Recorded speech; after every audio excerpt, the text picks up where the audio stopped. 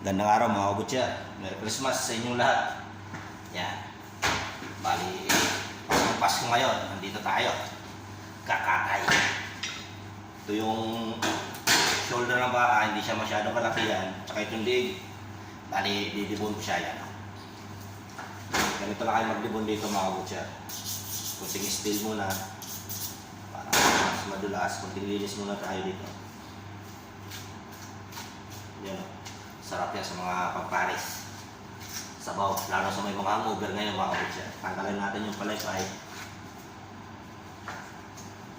Tanggalin muna natin yung palaypay ng baka. Yan. Ganyan lang yan. Hindi ako makapurma.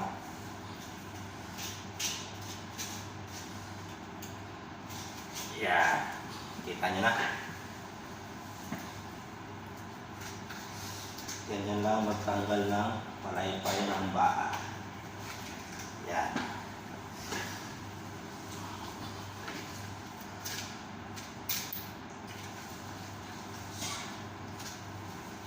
Kunting pahulog sa sangkalan, sa kalikutin. Kutsilyo o kukurol. Kaya ito yung gagamitin natin panaga mga kabutya. Pang kiskis.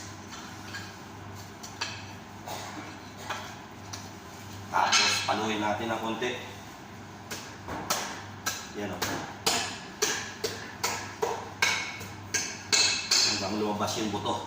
Pag lumabas na yung buto niyan, kunting kiskis ulit tayo sa kutsilyo.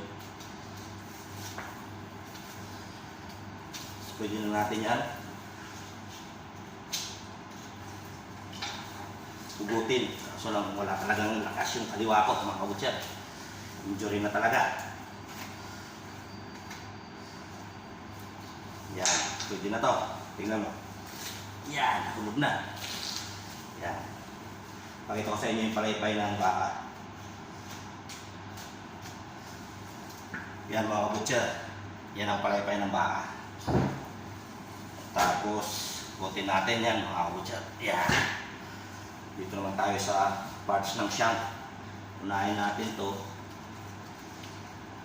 Yan. Tapos ganyan din. Nandito yung bone marrow.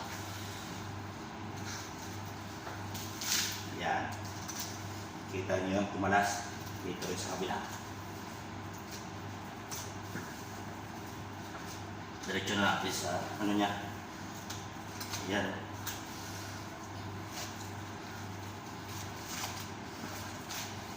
Yan lang yan. Magdibon mga kabutya. Yan.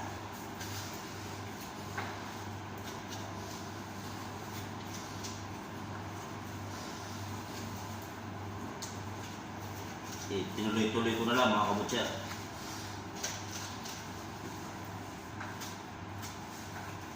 Para diretso na. Yan o.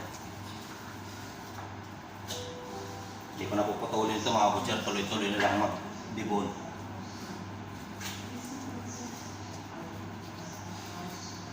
Yan. Tanggal na. Pwede nyo rin natin dito sa gitna. May joint naman to dito.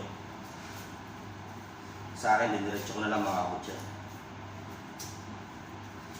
So, maganda rin yun, hinahati dito sa may gitna. Yan o, ito dito.